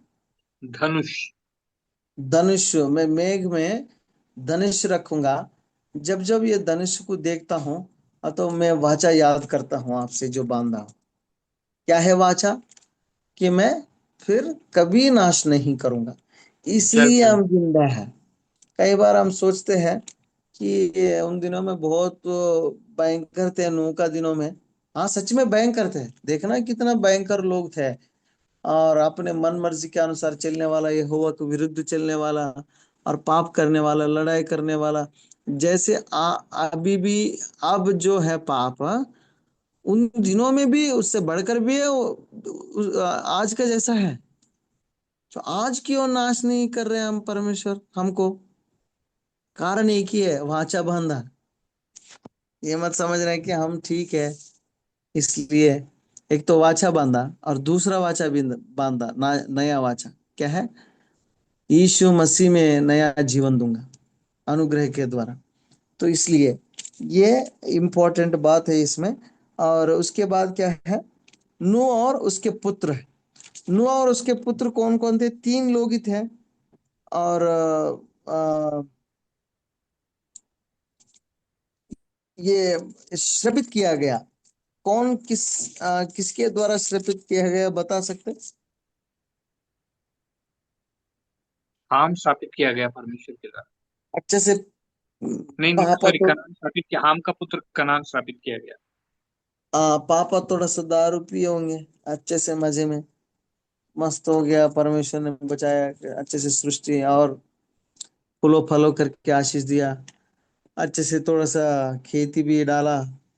और खेत डाले तो क्या आ गया?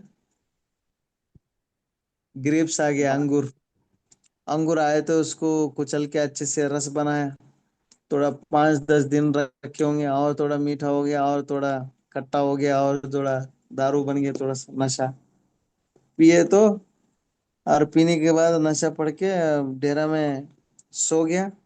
और उनका नंगापन देख के और वो चला गया उनका भाइयों को बताते। तो इसी वजह से उनका पापा क्या किया? उनको श्राप दिया। उनका नाम क्या है? शेम में है यहाँ पे थे क्या हाम है? हाम। हाम। हाम। हाम श्रापित है। हाम हाम नहीं, श्रापित है। हाम के हाम द्वारा तो कौन कौन आया जानते हैं? कनान।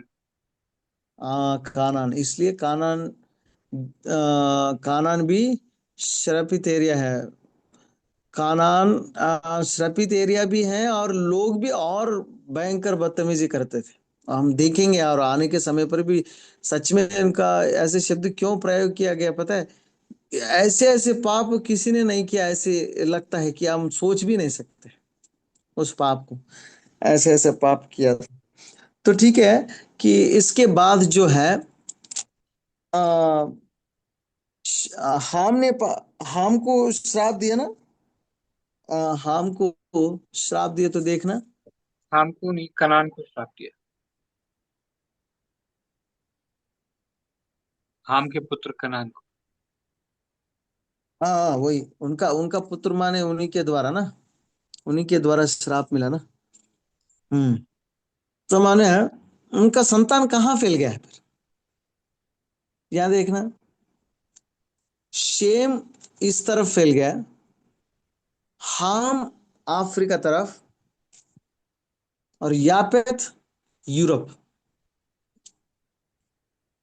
यूरोप एंड थोड़ा सा आसिया। आसिया भी आता है थोड़ा सा।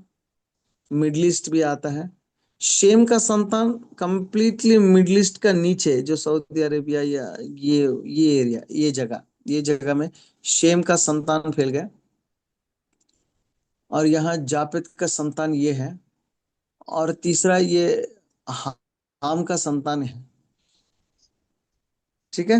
हाम का संतान कहाँ से? यहाँ से लेकर देखना, यहाँ से इजराइल से ऊपर से यहाँ से लेकर पूरा यहाँ तक। ये कलर कौन सा कलर है? Brown, light brown colour.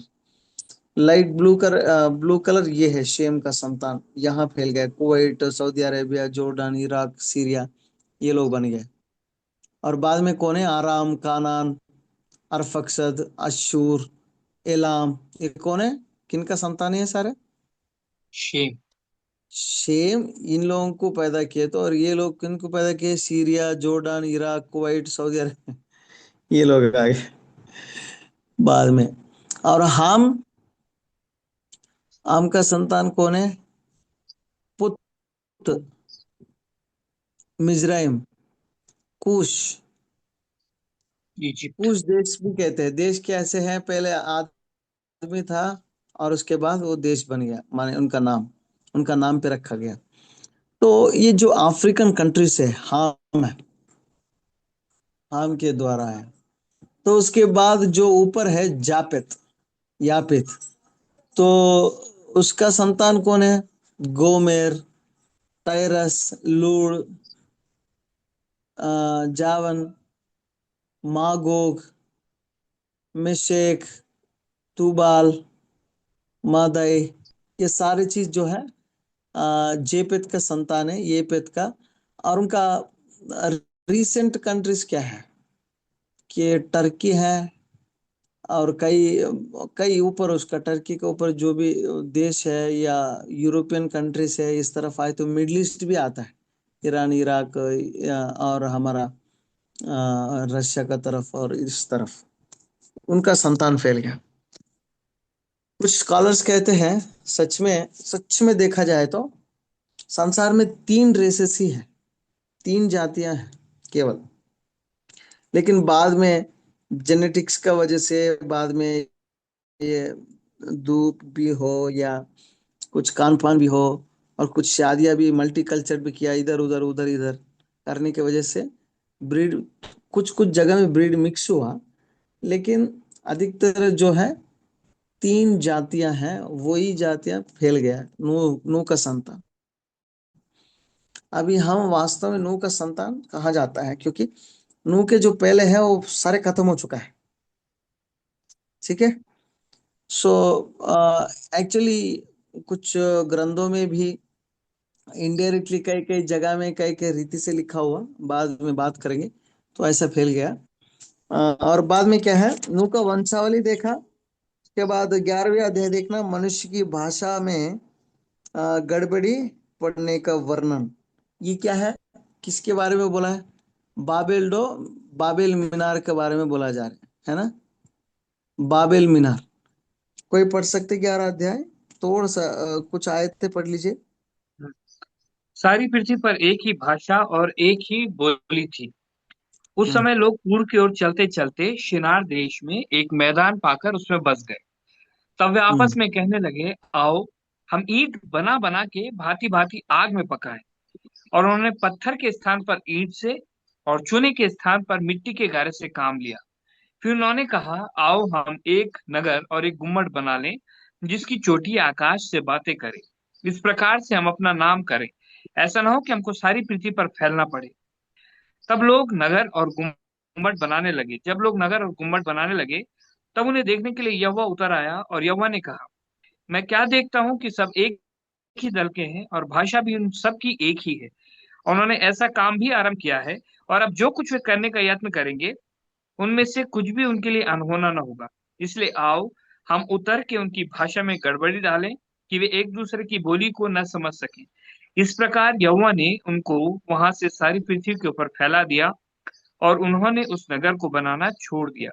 इस कारण उस नगर का नाम बेबीलोन पड़ा, क्योंकि सारी पृथ्वी की भाषा में जो गड़बड़ी है वह यहोवा ने वहीं डाली, और वहीं से यहोवा ने मनुष्य को सारी पृथ्वी के ऊपर फैला दिया। Thank you. सो बाबेल का अर्थ क्या है? गड़बड़ी। गड़बड़ी। तो परमेश्वर ने ऐसा क्यों किया? परमेश्वर गड़बड़ी डालकर एक भाषा में एक जगह में जिए तो ऐसे तितर बितर क्यों करवाया परमेश्वर ने? फैलाने के लिए। फैलाने के लिए, क्योंकि पहले से परमेश्वर का वायदा और परमेश्वर का आशीष थे वो। क्या था? सारी पृथ्वी फैल जाओ, फूलो, फलो, फलो सारी पृथ्वी पर फैल जाओ। फैल जाओ, 3 शब्द है। जब नूह से भी यही बात बोला, जब आदम से बोला, आदम के बाद किससे बोला? नूह से भी बोला यही, फूलो, फलो, पृथ्वी पर फैल जाओ। तो नहीं फैलना चाह रहे, एक ही जगह में इकट्ठा होकर रहना चाह रहे। तो परमेश्वर ने उनका घमंड घमंड भी आ गया, और परमेश्वर का विरोध भी चलने लग गया, और उनको गड़बड़ी डाल के फैलाए। इधर देखना ही मैप में दिखाई देता है, शिनार लैंड है ना, जो शिनार का जमीन है, जो आजकल जो जगह है आप देख सकते हैं, ये ऊपर इराक है और लेफ्ट साइड में सीरिया है, और इधर कुवैत है। इराक कुवैत का बीच में है ये बाबेल टावर जो है। माने क्या है, बाबेल का जो मीनार है यहाँ बनाया गया, यहाँ बनाया गया। और उसी के वजह से उसको क्या देश बाद में क्या बोला जा रहा है? बाबेल जो देश है, बबुलोन, बैबिलोन। ठीक है, बैबिलोन देश बन गया। तो उसके बाद शेम का वंशावली देखते हैं, 10 से लेकर 26 आयत तक, और तेरह की वंशावली देखते हैं। और हमने देखा ऑलरेडी, ठीक है। ये वंशावली था ना। हाँ, शेम का वंशावली देखा। ये है शेम का वंशावली, ऑलरेडी बताया मैंने। और अब्राहम का तेरह का वंशावली, तेरह कहाँ से, यहाँ से, ठीक है। और 12 अध्याय में देखेंगे, और 12 अध्याय से पूरा अभी तक 11, 1 से लेकर 11 अध्याय तक जो है, सृष्टि से लेकर अब्राहम तक, और 12 अध्याय से लेकर पूरा एंड तक एक भाग है। ये सारे फैमिलीज के बारे में है। माने अब्राहम को परमेश्वर ने चुना, और चुनने के बाद क्या किया ये देखेंगे। परमेश्वर, अभी 12 अध्याय में है हम, 12 अध्याय से 24 अध्याय तक अब्राहम का बारे में हम देखने को मिलेगा। 12 अध्याय से 24 अध्याय, माने 12 अध्याय केवल अब्राहम का बारे में लिखा परमेश्वर ने। 1 से लेकर 11 अध्याय तक एक हिस्सा है, पूरा सृष्टि में क्या हुआ, कितना वंशावली, क्या है पूरा बताया। अब यहां से केवल एक एक फैमिली के बारे में एक्सप्लेन किया जाता है, एक एक कुटुंब के बारे में। इन्हीं का कुटुंब के बारे में क्यों एक्सप्लेन किया परमेश्वर ने, कोई बता सकते? पिछले बार भी बोला, थोड़ा सा एक पॉइंट बोलिए, आगे बढ़ेंगे।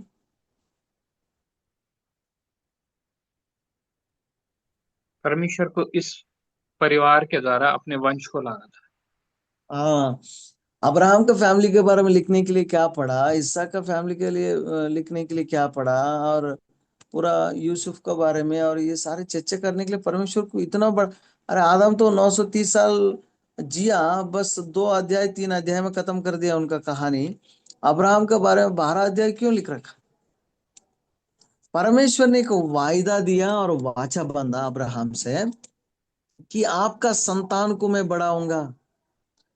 पहले चुन लिया, चुनने के बाद परमेश्वर ने उनको संतान देने के लिए वायदा दिया, और संतान का वजह से इजराइल देश बना। पर बस यही है ना, अच्छा है, और उनको चुन लिया, वो बहुत अच्छा था। बहुत अच्छे नहीं है वो मूर्ति पूजा करने वाले थे, बहुत अच्छे नहीं है, वो भी पापी थे अब्राहम। परमेश्वर अपने मर्जी से चुना, नंबर 1। नंबर 2, इसलिए चुना, परमेश्वर अब्राहम के द्वारा यीशु मसीह आना चाहते, तो इसलिए उनको एक देश बनाया, और उस देश के द्वारा परमेश्वर उत्पन्न हुआ। देखना अब्राहम की कहानी 12 लेकर 24 आयत तक। पहले 12 अध्याय में एक आयत पढ़ना, परमेश्वर ने अब्राहम को बुलाया है। 12 अध्याय का पहले आयत पढ़ना, परमेश्वर की ओर से अब्राहम का बुलाए जाने का यहोवा ने वर्णन।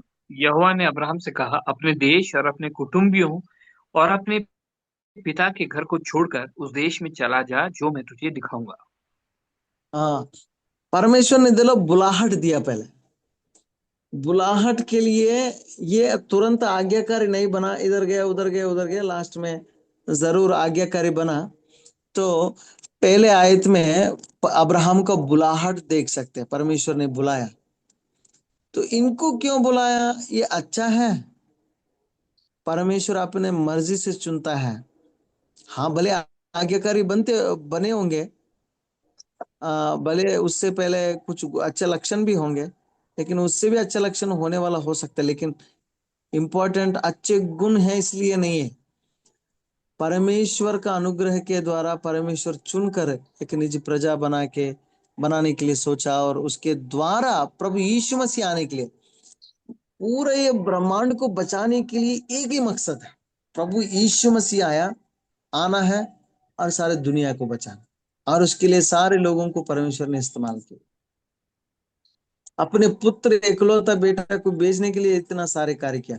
एक एक एक भक्त ने ऐसा कहा कि सच में इतना लंबा इतना लंबा इतिहास क्यों चला है? उस दिन पाप करे तो उसी समय पर ताड़ना दे सकते, मार सकते उसी समय पर, या कुछ भी कर सकते, नहीं नहीं नहीं, इतना इतिहास 6000 साल, 5000 साल, 4000 साल इसलिए चलाया कि यीशु मसीह आने के लिए अपने समय पर इतना लंबा इतिहास चलाया भाई परमेश्वर। सही है वो, केवल यीशु मसीह आने के लिए सारे फैमिलीज को चुन रखा है। केवल यीशु मसीह का छुटकारा के लिए हम इंतजार कर रहे हैं। यीशु मसीह का वायदा जो है, जो वाचा जो है परमेश्वर ने बांधा, वो पूरी करने के लिए बहुत कुछ देश बनाया, लोगों को चुना, लोगों को चलाया, लोगों को दंड दिया, और हर चीज परमेश्वर जो भी करता है अपने योजना के अनुसार अपने वाचा और वायदा को नहीं भूलता है।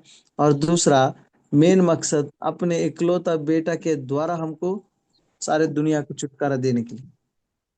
अब्राहम की मिस्र यात्रा और लूत से अलगाव 12 और 13 अध्याय में देखते हैं परमेश्वर की ओर से अब्राहम के बुलाए जाना है। और 13 अध्याय में, और इसी अध्याय में मिस्र देश में अब्राहम, मिस्र देश जैसे कि अब्राहम का यात्रा देखो तो यहाँ है, ये देखना। फर्स्ट कहाँ से बुलाया परमेश्वर ने, कहाँ से बुलाया, यहाँ भी ऊर। देख सकते स्नैप में ऊर से, और यहाँ भी देख एक मिनट है, ये अच्छा है क्लैरिटी आप लोग। ऊर से कहाँ पहुंच गया, बाबिलोन पहुंच गया, बाबिलोन से मारी पहुंच गया, मारी से हारान पहुंच हारून। गया, हारान से दमस्कस का मार्ग के द्वारा आना पड़ा, कानान देश पहुंच गया, शिकेम पहुंच गया, ठीक है। और शिकेम से कहाँ पहुंच गया, हेब्रोन। जोआन पहुंच गया, माने इजिप्ट, मिस्र देश पहुंच गया, मिस्र देश यहाँ पहुंच गया, देखो ये मिस्र देश, मतलब यहां से मिस्र देश शुरू होता है, यहाँ से। कभी कभी उन लोगों को यहाँ तक हिस्सा था, यहाँ तक भी है, यहाँ से पूरा नीचे पूरा मिस्र देश, इजिप्ट कंट्री, ये अरेबिया में आता है। तो यहाँ भी देखने को मिलेगा, ये वर्ल्ड वर्ल्ड मैप है, तो ये ग्लोब देखना, ये ग्लोब में कहाँ है हम, ये जो मैप देख रहे हैं, ये वाला जो मैप है कहाँ है ग्लोब में, यहाँ है, ये अफ्रीका कॉन्टिनेंट है, अफ्रीका जो है यहाँ है, हमारा इंडिया यहाँ है, ये पूरा आसिया है, ये यूरोप है, ठीक है, ये सऊदी अरेबिया है, और यहाँ इजराइल है, ये इजराइल यहाँ है, मिस्र देश यहाँ है, और मेसोपोटामिया यहाँ है। जो सिविलाइजेशंस में, जो पुरानी सिविलाइजेशंस अब्राहम के द्वारा हमको पता चलता है, मेसोपोटामिया सिविलाइजेशन, मेसोपोटामिया सिविलाइजेशन को क्या बोलते हैं हिंदी में, सभ्यता। हाँ सभ्यता। जो बहुत प्राचीन जो सभ्यता जो है वो मेसोपोटामिया का सभ्यता, क्योंकि अब्राहम मेसोपोटामिया से आया, ठीक है। तो अब्राहम की यात्रा वहां तक गया, तो आप बताइए वहां ओके आया, और फिरौन ने अब्राहम को बुलवा कर कहा तूने मेरे साथ क्या किया करके कई चीजें बोला, क्योंकि इन्होंने क्या किया था, मेरी बहन करके उन्होंने बोला। सच में वो रिश्ता में बहन होता है कि, लेकिन उन्होंने डर के मारे ये मारेंगे करके झूठ बोला। आपको पता है यही चीज ईसा करते एग्जैक्टली सेम, जब ये मिस्र हम्म। देश पहुंचेंगे अपने पत्नी को बोलता है ये मारेंगे मुझे फिरौन राजा, और ये ऐसे बोल देना आप, और वो भी बोल देती है कि मैं इनका ये भाई है मेरा, ये बहन है, ये खुद बोलता है। तो आ, ये देखते हैं हम अब्राहम आज्ञाकारी बनने के बाद झूठ क्यों बोला, परमेश्वर बुलाया है, परमेश्वर बुला हट दिया, परमेश्वर वहां, मतलब आप सोच लीजिए कि कितना धनवानी है, हजारों हजारों ऊंट, भेड़, बकरी, गाय, बैल, हम नहीं समझ सकते उनका पास कितने काम करने वाले हैं, कोई बता सकते काम करने वाले कितने लोग हैं।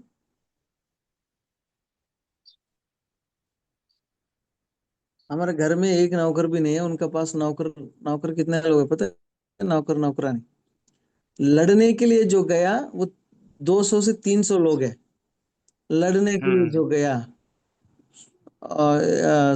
वो राजा से। तो सारे परिवारों के साथ कितने लोग हैं काम करने वाले, उनके साथ सोच लीजिए ऐसे 500 लोग। 500 लोग उनका पास काम करने वाले हैं, केवल उनका संपत्ति को संभालने वाले। तो मतलब आपको मुझे बुलाना है तो इतना करते हैं कि इधर जाना उधर जाना, मैं क्या करो वो करो ये करो। अब्राहम ने इतना संपत्ति रहने के बाद निकल जाओ वहां से बोलो तो बस डेरा पकड़ के सब लोगों को आ जाओ हमारे साथ। एक व्यक्ति नहीं, दो व्यक्ति नहीं, 500 लोग, 600 लोग का झुंड, 500 लोगों का झुंड चलने के समय पर कैसे रहता है? आज नहीं अजीब, उन दिनों में भी था अजीब। ऐसा मत समझ ले, उन दिनों में संचार जीवी रहते थे, लेकिन आज भी थे कुछ लोग ऐसे ऐसे कभी कभी रहते ना, हम भी देखते हैं कभी डेरा डाल के ऐसे तंबू डाल के बैठते हैं, वहाँ कुछ फैमिलियां बैठते हैं बसते हैं या कुछ काम करके रहते हैं। तो ये पहले से है, लेकिन ऐसी करता था। और क्या हुआ? 13 अध्याय में अब्राहम और लूत के अलगाव होने का वर्णन। तो अलगाव क्यों होना पड़ा? धन के कारण। किसके कारण? जब ज्यादा धनवान हो गए तो उनके चरवाहों में झगड़ा हुआ भेड़ बकरियों को लेकर। हाँ, भेड़ बकरियों दोनों के बीच में झगड़ा होने की वजह से ये इनके साथ साथ इनका भाई का लड़का को भी लेकर आया। तो इसलिए थोड़ा सा मोहब्बत है उनसे। और लूत भी जानते हैं मेरा इनके साथ रहूंगा तो अच्छा, आ, मर्यादा व्यक्ति है और अच्छा रहता है। और ठीक है, इनका परमेश्वर के बारे में सुना, इनको भी पता है परमेश्वर के बारे में, तो ये भी मान लिया। लेकिन आने के बाद बीच में परमेश्वर परमेश्वर का कार्य है सच में। क्यों ऐसा? परमेश्वर इनको इनके साथ, कोई भी परमेश्वर कभी कभी ऐसा काम करता है, अलग करके काम करता है। सबके साथ एंटेंगलमेंट्स में मतलब फंसकर हम रहते हैं, माँ बाप का दबाव, इनका दबाव, उनका दबाव में रहे तो। और परमेश्वर कभी कभी अकेलापन में लेके आकर ऐसे काम करता है। जब तक अकेलापन में नहीं लेके आएंगे आपको और मुझे, परमेश्वर कभी कभी कार्य नहीं करते। ऐसे कर दिया। और उसके बाद क्या हुआ? आ, अब्राहम का लूत लूत को छुड़ाना या आ गया ना 14 अध्याय में। 14 अध्याय में आ गया। अब्राहम ये लूत और शिनार के राजा आम्रपेल और एल्लासार के राजा अरियोक अरयोग। और एलाम के राजा कदुर्ला उमेर। कदोर्ला ओमेर और गोयाम के राजा तिदाल के दिनों में ऐसा हुआ। क्या हुआ? कुछ लड़ाई हो गई। और किसने छुड़ाया? अब्राहम ने। और 300 ये उनका पास जो काम करने वाले 300 200 लोगों को भेजकर उनको अच्छे से छुड़ाया। छुड़ा के आ गया, ये आप जानते हैं। और उसके बाद 17 ये क्या है, 17 आयत से लेकर 24 आयत तक ये है मिल्की सेदक का अब्राहम को आशीष देना। ये मिल्की सेदक कौन है? यीशु मसीह। यीशु मसीह। इसके बारे में नेक्स्ट क्लास में चर्चा करेंगे, बहुत इंपॉर्टेंट है। इसको समझने में कौन सा अध्ययन करना चाहिए मिल्की सेदक के बारे में समझना है तो? याजक। हाँ, कौन सा किताब को रेफर करना है? इब्रानियों। हाँ, हिब्रानी पत्री को।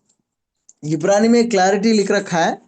हम नेक्स्ट क्लास में पढ़ेंगे। कल भी है मेरा क्लास, क्योंकि आज प्रिंसिपल सर का था, लेकिन प्रिंसिपल सर कुछ अर्जेंट मीटिंग में था इसलिए वो नहीं ले पाए। तो कल भी देखेंगे। आइए हमारे बीच में कोई प्रार्थना कीजिए। प्रार्थना करके समाप्त करें, मेरा समय हो गया, 7 बज गया। कोई प्रार्थना कर सकते हैं? हाँ Well, let's pray. Father God, we come into your presence. So thank you so much for this beautiful morning that you have given in our lives to learn about you. It's about your generations that you have chosen. In the generations you have came and you have chosen us and you have added us into the generation, Lord. You have called us and you are equipping us so that you want nations to be raised, you want nations to be known you, and you want they to be saved too. And so that one day you will come again, and when at that time we'll be prepared and we'll be Lord. To be stay with you eternally to the till the end to the end, Lord. Lord, there is no end for the eternal life that you have chosen us. Thank you so much for the wisdom. Thank you so much for everyone those who attended this morning. Lord, give us attentive spirit, Lord. Give us spirit that stays active, learn, and Lord, implement in our lives what all the generations that we have seen. They are fallen. They are went away from you, from the Adam to generations that we have seen, Lord. Lord, let us reflect on our lives in our whatever we are doing. We learn and we warn ourselves to not to get into the same thing again and again, Lord, because Lord, what your word is given us to reproof and correction, Lord. Give us wisdom and knowledge, and also we thank you for sir for teaching. So you please bless him and give him more knowledge, wisdom, strength, and power to meditate and teach us in a way, and give him a spirit that teaches. You please help him, Lord. You teach us, Lord.